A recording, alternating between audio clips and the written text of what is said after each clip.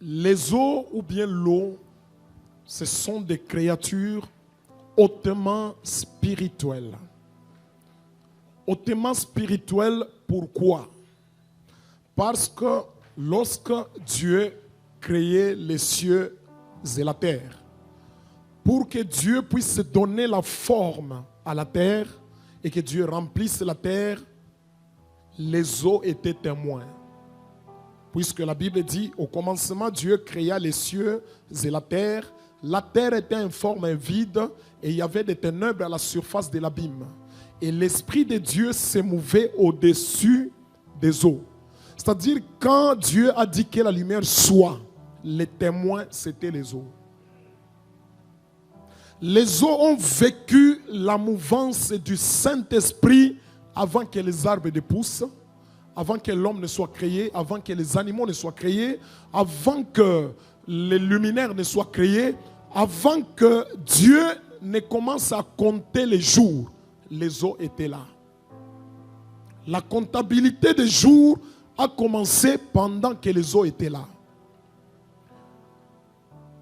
Même les soleils, la lune et les étoiles ont été créés au 4e jour, mais les eaux étaient déjà là. Les eaux étaient visibles, mais sous eau là-bas, il y avait une terre ferme. Ça veut dire l'eau dominait sur la terre ferme. La terre ferme était cachée sous eau.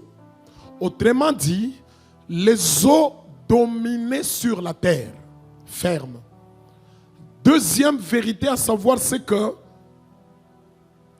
les eaux, je les considère comme la grande sœur de la terre, puisque c'est elle qui était visible d'abord, et la terre ferme, c'est lorsque Dieu a dit que les eaux se rassemblent en un seul lieu et que le sec paraisse, que le sec parut.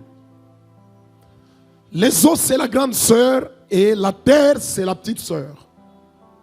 C'est ainsi que lorsque les habitants de la terre ont péché, à l'époque de Noé, Dieu n'a pas voulu lui-même frapper la terre comme ça, mais il a fait appel à la grande sœur pour frapper la terre. Et c'est ce qu'on appelle déluge.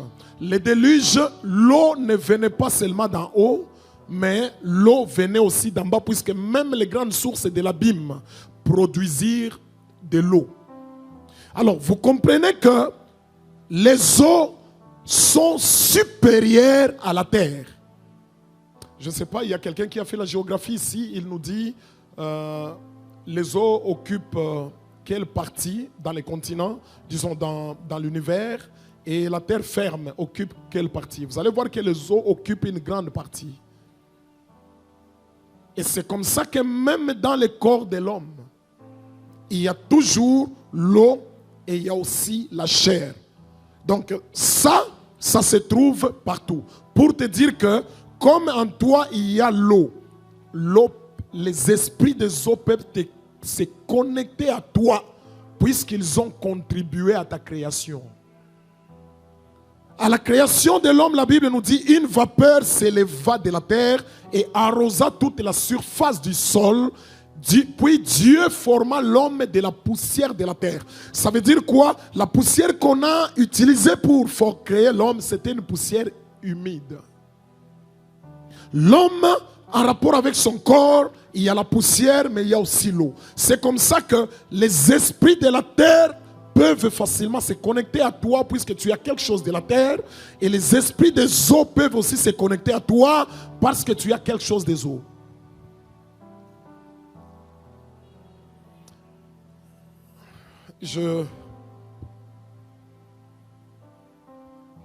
S'il faut parler même en termes de domination, j'ai dit les eaux dominaient la terre. Alors vous comprenez que dans l'homme, comme dans le corps de l'homme, il y a l'eau, il y a aussi la partie chair. Ça veut dire quoi? Comme l'eau dominait sur la terre et sur la poussière, ça veut dire en toi comme tu as et l'eau et la terre, en toi il y a deux grandes parties. Il y a la partie dominatrice et la partie dominée.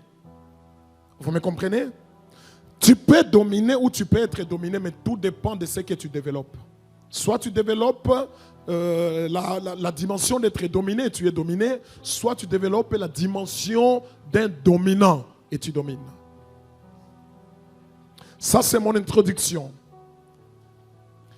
Mais voilà les éléments que je voulais tirer à partir de nos lectures.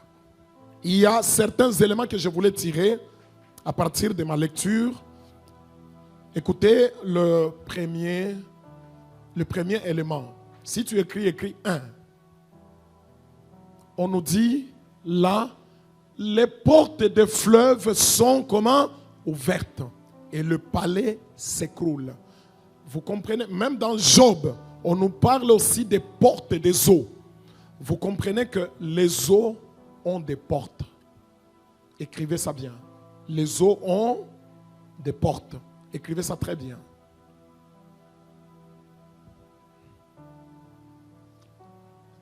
Deux.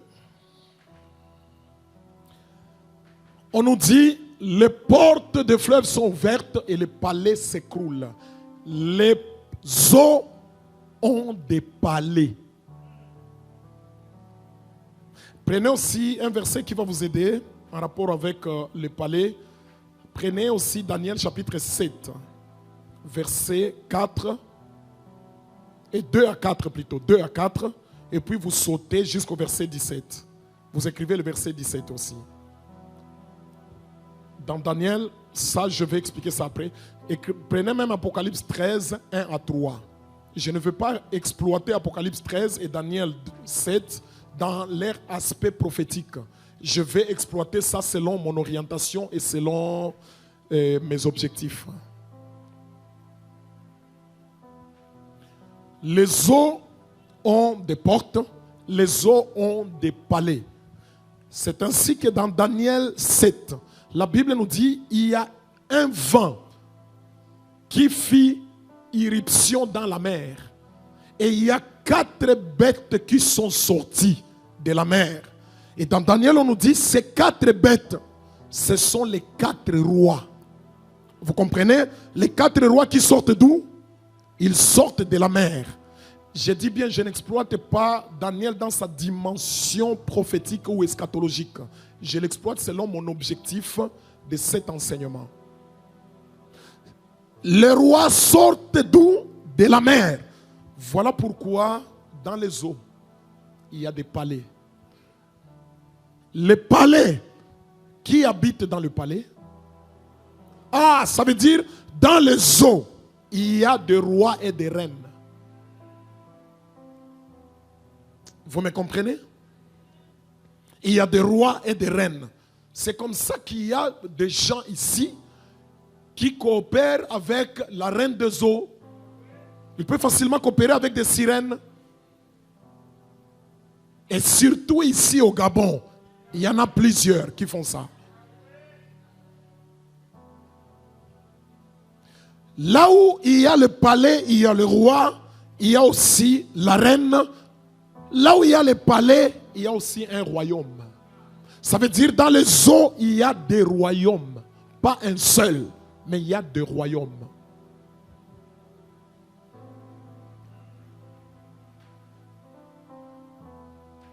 S'il y a des royaumes dans les eaux, ça veut dire il y a aussi des habitants dans les eaux. Il y a aussi des habitants. Ok, c'est quelques éléments que je vous ai donnés. Dans les eaux, il y a quoi?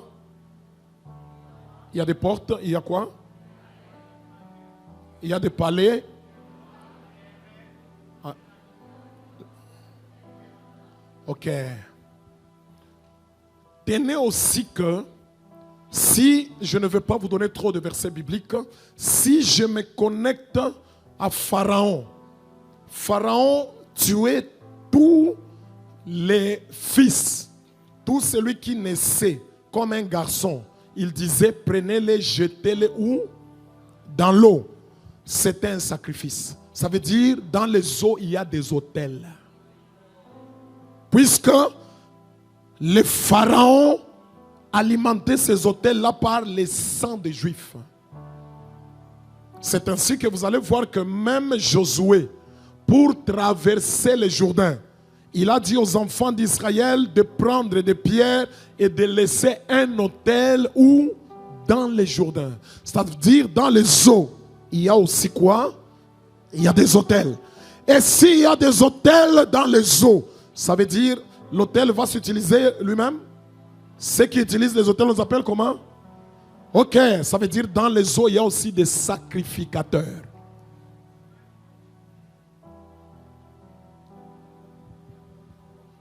Là, quelqu'un m'écoute correctement?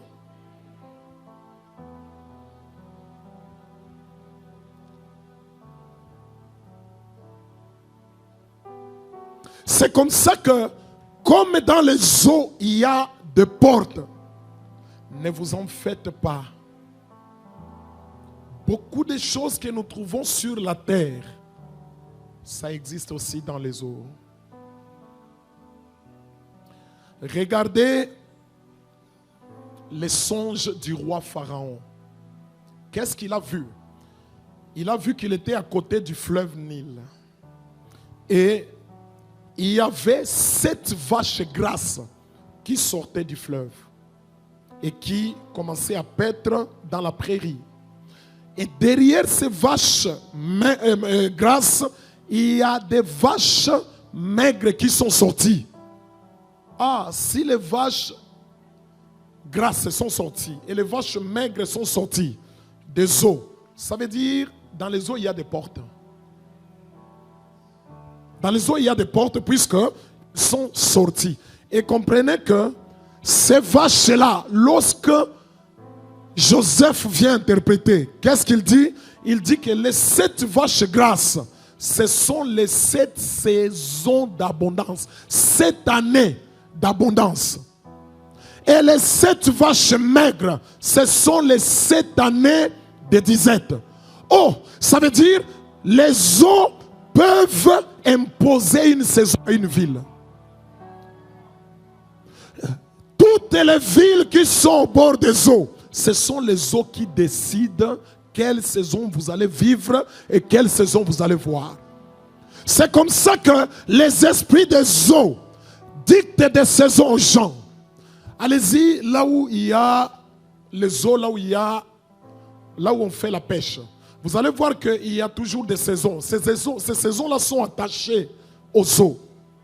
Et c'est comme ça qu'il y a plusieurs personnes, comme ils ne comprennent pas, comme ils ne connaissent pas les esprits des eaux, ils peuvent être soumis à une saison qui n'est pas sa saison.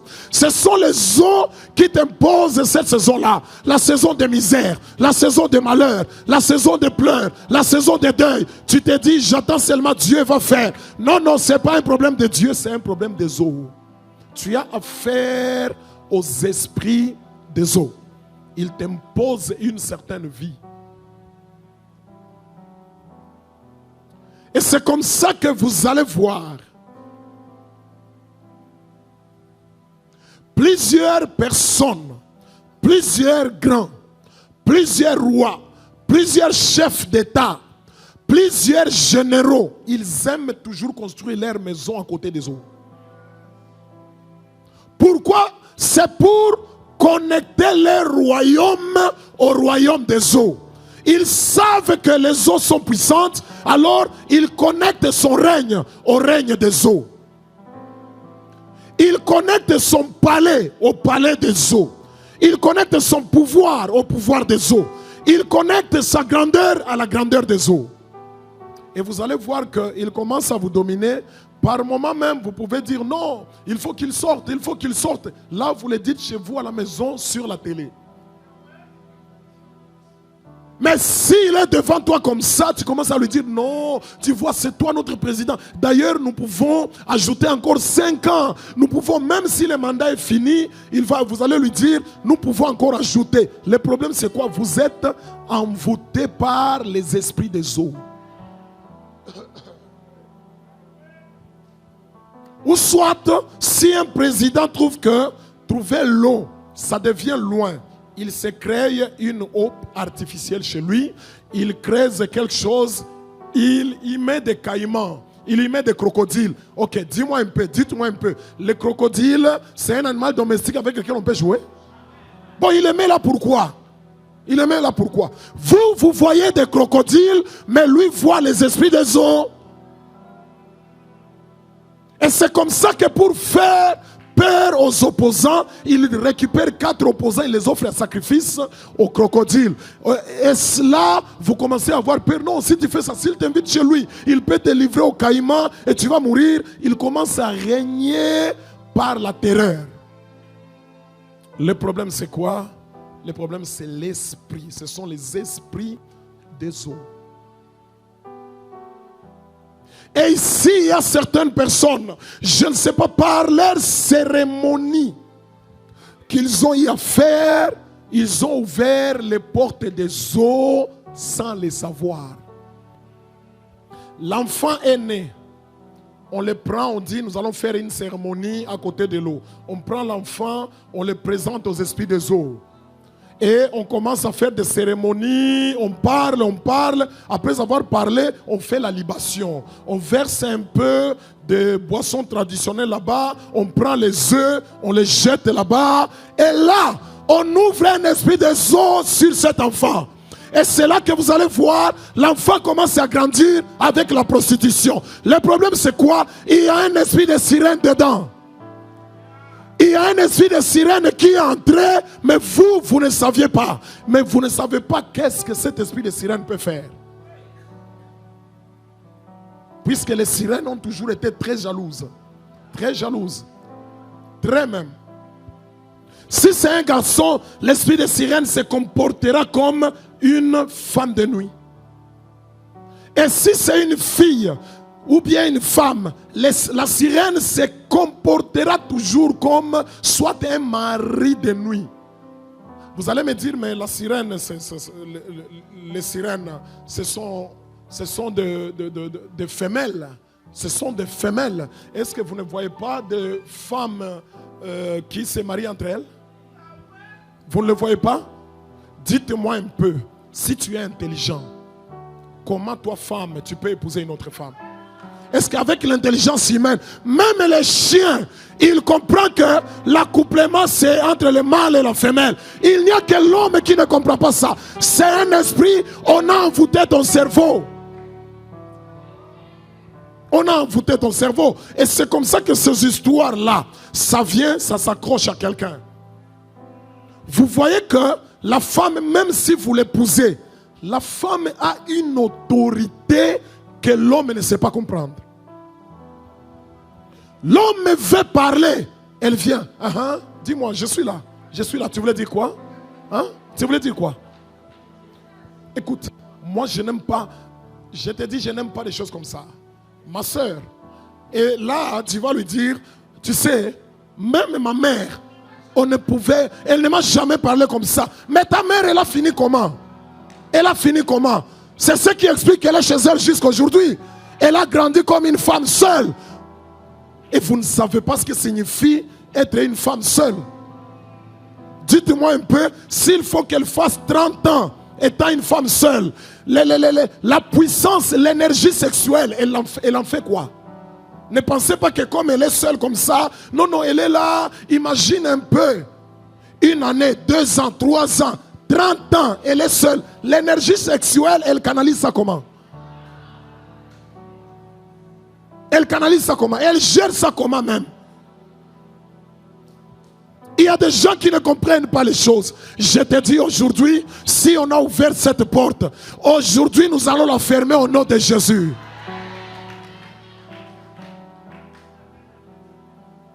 Tu te retrouves que tu es un homme, tu es déjà dominé par un esprit de sirène. Cet esprit de sirène ne veut pas voir ta femme. Et cet esprit ne vous laissera jamais en paix aussi longtemps que tu es avec cette femme-là. Tu te retrouves qu'elle peut te dire A, toi tu entends un. Elle te dit c'est parce que j'ai dit non. Vous commencez les dialogues mais vous ne finissez toujours pas. Quand vous commencez après un moment, non, ça va. C'est terminé, moi je vais me reposer, je vais dormir. Il dit, mais chérie, écoute-moi. Après, il change de visage. Elle parle.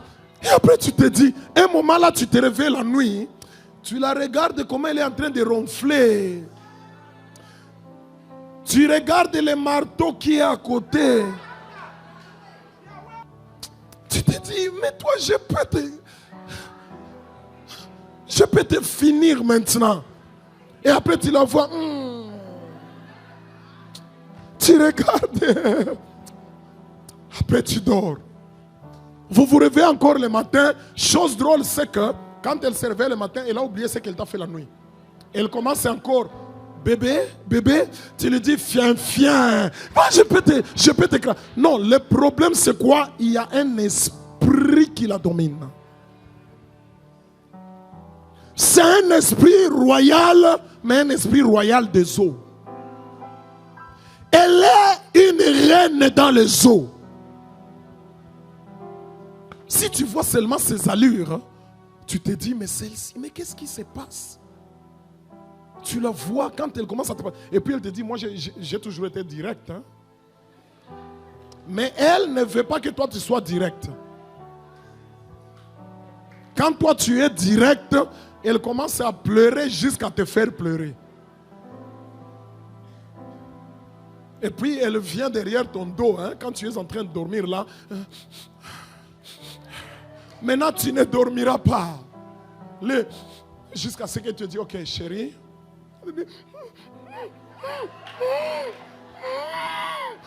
Tu te dis non, c'est fini ma chérie, c'est fini. Est-ce que tu peux me cacher vraiment ta carte bancaire?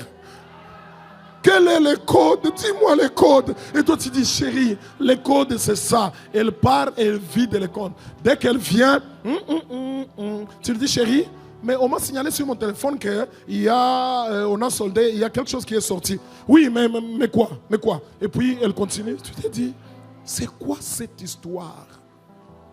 Il y a une domination. Il y a une domination. Cet esprit-là de domination se manifeste par un esprit de chercher à tout prix trouver raison. Dites-moi un peu, est-ce que vous savez qu'il y a des couples qui peuvent divorcer pendant que les partenaires continuent à s'aimer, mais l'homme ou soit la femme cherche seulement qu'on lui dise c'est toi qui as raison. Aussi longtemps qu'on ne l'a pas encore dit que tu as raison, vous divorcez. Vous divorcez. Et puis vous allez voir qu'il n'y a pas que ça. On va commencer à déplacer les problèmes. Ils ont un problème qu'eux-mêmes connaissent.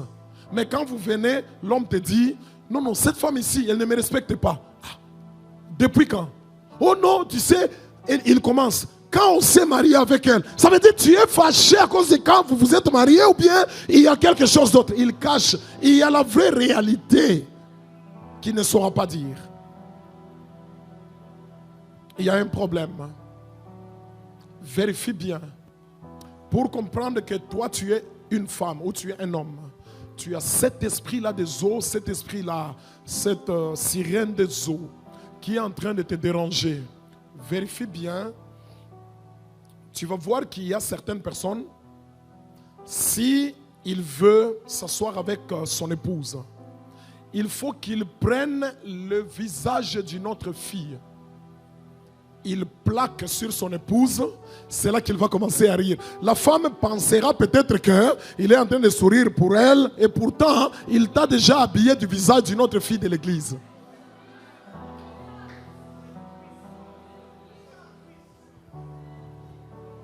Et c'est là que tu vas voir, même quand ils sont au lit, il prend ce visage-là, il le met. Maintenant, la femme dit, non, il me sourit bien, il ne te sourit pas à toi, il sourit à cette fille-là. Et même chez la femme, elle prend le visage d'un frère. Peut-être c'est un frère qui chante bien à l'église. Il donne à son mari.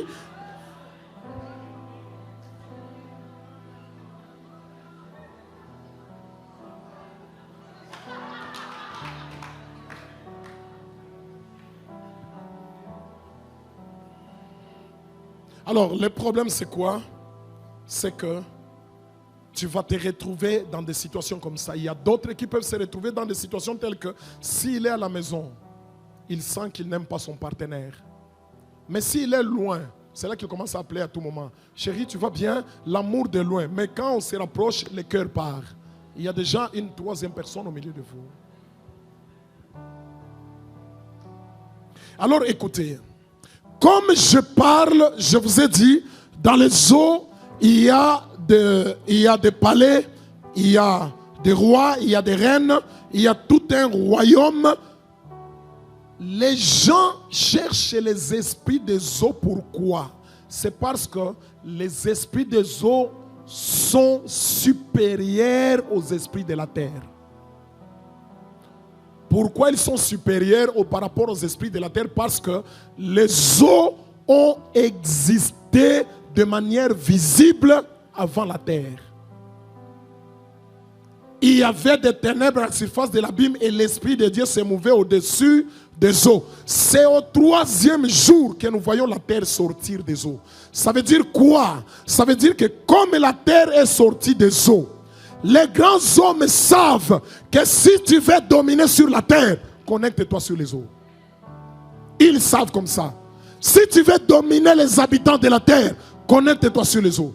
Si tu veux avoir le pouvoir, l'autorité, la grandeur, l'opulence matérielle, connecte-toi sur les eaux. Tu te connectes, tu domines.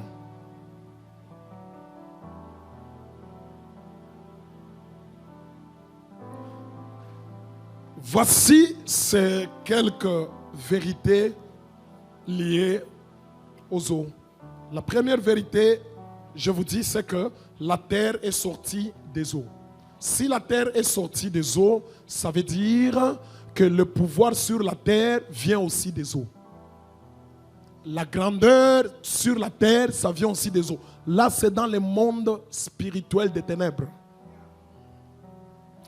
Deuxième chose, comme la terre est sortie des eaux, ça veut dire la vie sur la terre vient aussi des eaux. Ce qui fait que les gens qui veulent vivre réellement et correctement avec, sur le plan matériel, sur le plan financier, ils se connectent aussi aux esprits des eaux. Écoutez, la troisième vérité, c'est que de la même manière que la terre était dominée par les eaux, et disons les eaux étaient dominées par, la terre était dominée par les eaux, ça veut dire la domination vient aussi des eaux. Quatrième, pendant le temps de Noé, ce sont les eaux qui ont détruit la terre.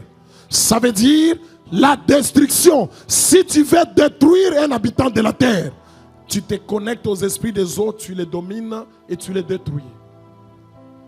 Et ils savent ça. Il n'y a que nous les enfants de Dieu qui ne connaissons pas des choses. À tout moment que vous êtes à côté des grandes eaux, faites tout pour dominer spirituellement ces grandes eaux et vous allez bien vivre sur la terre. C'est comme ça que nous voyons Jésus. Il est dans la barque. Ils sont en train de traverser de l'autre côté. Il y a la vague qui s'élève. La vague s'élève. La vague veut écrouler la barque. Mais la Bible nous dit Jésus dormait. Il dormait, il était calme. Les disciples ont tout fait, mais ça n'a pas marché. Il y a l'un qui est allé le réveiller, lui disant, Seigneur, ne t'inquiètes-tu pas de ce que nous périssons. La Bible nous dit, Jésus s'est levé. Il menaça le vent et la mer. Il dit, tais-toi et silence. Et c'était fini. Écoutez-moi bien, ce qui s'est passé, c'est que les esprits des eaux voulaient bloquer Jésus. Ils voulaient bloquer les disciples. Pourquoi les bloquer? Ils savaient que de l'autre côté, il y a un fou de Gadara qui doit être délivré. S'il laisse Jésus, alors cet homme-là sera délivré. Alors il faut les bloquer. C'est ce qui explique que quand Jésus arrive de l'autre côté, Jésus dit, le fou là vient et lui dire, Seigneur, pourquoi veux-tu nous punir avant le temps? permets-nous d'entrer dans ces pourceaux-là. Jésus les a permis. Ils ont fini leur course où? Dans l'eau, n'est-ce pas? Ça veut dire ces esprits-là, comme c'était les esprits des eaux, ça l'a ramené dans l'eau. Donc quand Jésus voulait traverser, c'était les esprits des eaux qui voulaient le bloquer. Maintenant, regardez là où il y a la situation. Jésus et ses disciples étaient en mission. En mission pour faire quoi? Pour aider la destinée de cet homme qui était fou. 1. 2. Pour travailler sur la destinée de cette ville de Gadara. Jésus était en mission. Mais pendant qu'il était en mission, pour arranger la destinée de quelqu'un, les esprits des eaux voulaient les bloquer. Moi aussi je te dis, toi tu ne sais pas, tu es ici, mais il y a des gens que Dieu a déjà envoyés en mission pour aider ta destinée. Mais il y a des esprits des eaux qui cherchent à les bloquer. Moi je te dis, tout esprit qui cherche à les bloquer, je débloque la situation. Au nom de Jésus de Nazareth. Il y a quelqu'un qui veut t'aider. À tout moment où quelqu'un dit, je vais t'aider, il faut que son travail finisse. S'il te dit seulement, ok, à la fin du mois, tu vas passer à la maison, je vais te donner 3 millions. Avant la fin du mois, il est chassé du travail. Tu le vois, tu lui dis, mais c'était quoi? Non, non, ce sont les esprits, puisque lui, il a une mission sur ta destinée, ces esprits-là viennent faire quoi? Bloquer.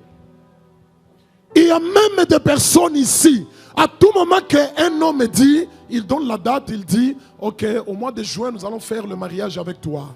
S'il faisait les affaires, à la même minute, on l'escroque. Pourquoi? C'est pour qu'il ne touche pas, qu'il n'aide pas ta destinée. Mais je te dis ce soir, tous ces esprits-là qui voulaient bloquer les missionnaires de ta destinée, je les fais tomber au nom de Jésus.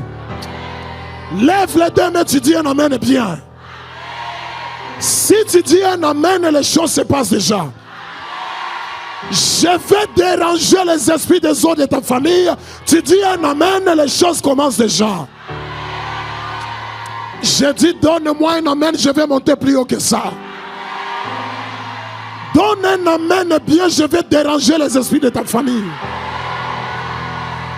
Tu donnes un amen correct, je vais dominer les esprits de ta famille. Tout esprit qui s'est levé et qui bloque tes missionnaires afin qu'ils ne puissent pas faire quelque chose, ce soir, je le dis comme prophète de Dieu, je les arrête au nom de Jésus de Nazareth. À tout moment qu'on te dit nous allons t'engager dans une entreprise, avant l'engagement, l'entreprise tombe en faillite. Et tu te dis finalement, c'est quoi cette histoire? Il y a les esprits des eaux qui sont en train de bloquer. Ça bloque tout missionnaire pour qu'il n'aide pas ta destinée. C'est comme ça que toi aussi, tu es aussi missionnaire pour aider la destinée d'autres personnes. Si tu es aussi missionnaire pour aider la destinée d'autres personnes, le combat que tu as, c'est le combat des esprits des eaux. Ils cherchent à te bloquer pour que les choses ne marchent pas. C'est là que je dis, il y a même des grands hommes de Dieu. Il est homme de Dieu, mais il y a des esprits qui le bloquent pour qu'ils n'atteignent pas la destinée des gens, qu'ils ne changent pas la destinée des gens. Tu vois, il a l'onction, il a la grâce, il a le ministère, il a la connaissance, mais l'argent. Et moi je te dis, devant Dieu, si tu n'as pas l'argent dans le ministère, tu vivras la honte avec l'onction. Je te dis, l'onction sans argent, elle va pourrir derrière la maison.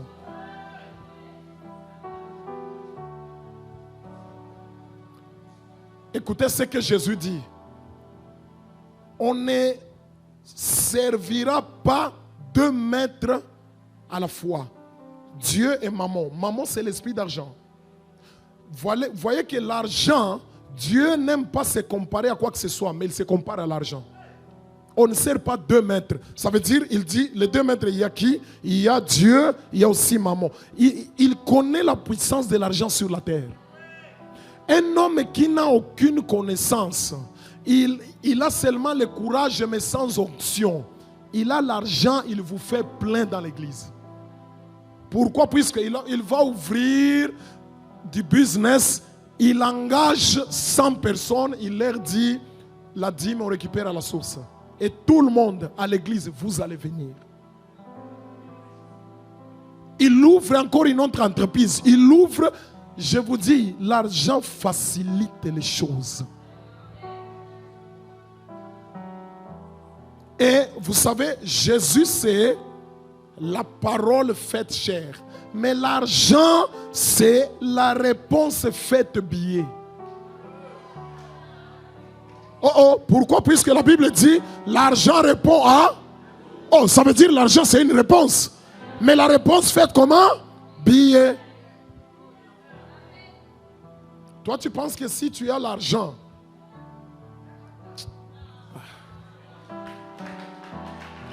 il y a des endroits où il y a un mariage. Les autres viennent en veste. Ils viennent avec beaucoup de luxe. Mais un homme qui a l'argent, il vient avec une longue culotte. Jusqu'ici. Dès qu'il arrive, tout le monde... il est habillé par culotte. Non, c'est culotte seulement. Ce n'est pas culotte. Mais les culs là, c'est l'argent maintenant qui entre en jeu. Et c'est à ce niveau-là, comprenez que c'est toi qui donnes la valeur aux choses et non le contraire. Si le président de la République monte sur une moto, on va l'appeler moto présidentielle. S'il habite dans une cabane, on va l'appeler cabane présidentielle. S'il est habillé en culotte, on va l'appeler culotte. Toi, tu donneras la valeur à ta famille. Je te dis, tu donneras la valeur à ta famille. Et là, si tu marches avec ton frère, on va commencer à appeler à cet homme-là. Il est de la famille présidentielle. Cette église-là, c'est une église... Voilà.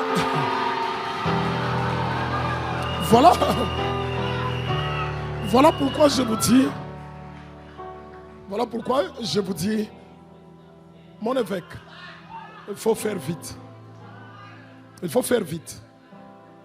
Il faut faire vite. Comme ça, pour venir prêcher ici, je viens, il y a le jet présidentiel qui me prend à Goma. Et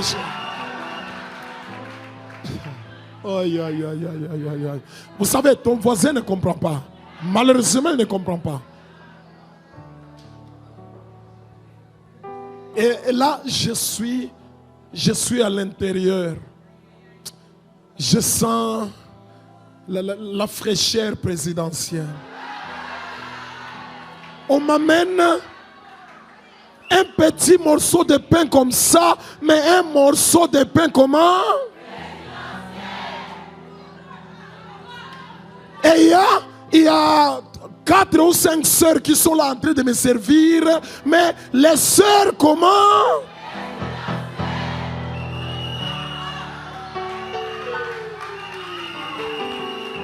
Et puis dès que je descends, il y a un protocole qui m'attend. Un protocole comment? Je vous dis, aujourd'hui, nous sommes en train de détruire tout esprit des eaux. Tous les palais dans les eaux. Ça doit être détruit au nom de Jésus. Non, tu dois atteindre ta destinée. C'est comme ça que, regardez, les gens qui connaissent bien la spiritualité, c'est Moïse. Moïse reçoit l'appel de Dieu. Dieu lui dit, tu vas aller en Égypte, tu vas détruire, tu vas faire sortir Israël du pays d'Égypte. Moïse dit quoi? Mais moi je connais la puissance des pharaons. Dieu lui dit, qu'as-tu à la main? Non, j'ai la verge. Jette par terre. La verge devient un serpent. Comprenez que Parmi les grandes divinités d'Égypte, il y a aussi le serpent. C'est ce qui explique que même la coiffure de Pharaon, comme ça, si vous regardez, vous allez voir que c'est un cobra, c'est un serpent. C'est comme ça que Dieu a dit, ce sera divinité contre. Dieu lui donne aussi ça. Et puis Dieu lui dit, quand tu vas commencer à frapper, tu vas frapper où? Commence avec le fleuve Nil. Pharaon ira se laver le matin. Le fleuve Nil, c'est un hôtel, puisque c'est là qu'on jetait tous les garçons. Et le fleuve Nil les mangeait. On jetait tous les garçons au Léviathan, l'esprit des eaux. Mais Moïse arrive, il frappe le Nil, tout devient comme du sang. Les poissons sont morts, les divinités. Et c'est là que vous allez voir qu'à leur sortie, la Bible nous dit, Dieu a frappé même les dieux des Égyptiens. C'est ce que la Bible nous dit. Il a frappé les dieux des Égyptiens. Maintenant, Pharaon, il avait, lui, la spiritualité d'un fleuve. Le fleuve Nil. C'était ça sa spiritualité. Et même sa fille, le matin quand elle se réveille, il faut qu'elle aille d'abord au Nil pour aller se laver. C'est comme ça qu'elle a ramassé Moïse. Et à la 10e plaie, ils sont sortis. Moïse a dit, je vais amener Pharaon à une haute spiritualité. Lui, il a la spiritualité d'un fleuve Nil. Moi, je vais l'amener à la spiritualité de la mer Rouge. Et souvenez-vous que la Bible nous dit, c'est qu'un homme aura semé, il... Ah, s'il a jeté les garçons dans le fleuve Nil, c'était une semence. Maintenant, lui devait aller finir où aussi? Dans la mer Rouge. Ce qu'il a semé, c'est ce qu'il est allé moissonner. La moisson a toujours été plus grande que la semis. Moïse l'amène à la spiritualité de la mer Rouge. Moïse fait entrer le peuple. Vous savez que dans la mer, il y a quoi? Il y a des portes. Et la verge de Moïse, c'était une clé qui a ouvert la porte de la mer Rouge. Depuis que les gens existent, ils n'ont jamais vu un chemin dans la mer Rouge. Mais Moïse, avec sa verge, il a ouvert. Il est entré, les peuples sont entrés. Pharaon lui aussi vient. Il veut passer par cette porte-là. Il ne savait pas que cette porte n'était pas sa porte. C'était la porte d'Israël. Je te dis, tout celui qui te suivra dans ta porte, ce sera des cimetières pour lui. Ce sera l'enterrement pour lui. Ils sont entrés, arrivés dedans. Moïse a fermé la porte. Quand il a fermé la porte, et Pharaon et son armée et tout parti. Maintenant, regardez ce qui se passe en Égypte. Vous savez que l'héritier du trône, c'est le premier-né. Maintenant, le premier-né est déjà mort. Pharaon aussi est mort. Ça veut dire que le trône d'Égypte est vide. Ah, si le trône d'Égypte est vide, qui va occuper ça? Nous devons occuper ça. Deux, ce qu'il faut savoir, c'est que en Égypte, il n'y a pas de premier. En Égypte, si tu veux compter les enfants dans la famille, tu vas commencer à combien? Puisque tous les premiers nés sont morts. Tu commences à combien? 2, 3. Ça veut dire en Égypte, il n'y a pas de premier.